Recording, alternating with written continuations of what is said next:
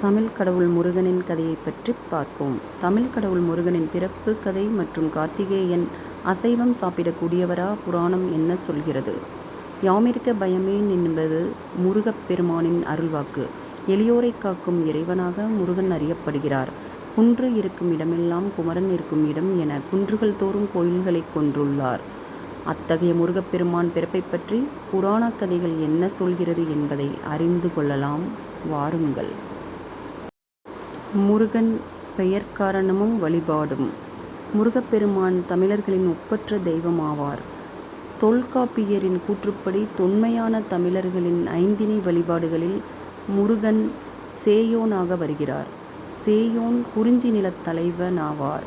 ஐந்திணைகளில் முல்லை நிலத்திற்குரிய தெய்வமாக மாயோனும், மருத நிலத்தின் தெய்வமாக இந்திரனும், பாலை நிலத்தின் தெய்வமாக கொற்றவையும், நெய்தல் நிலத்தின் தெய்வமாக வருண பகவானும் இருக்கிறார்கள்.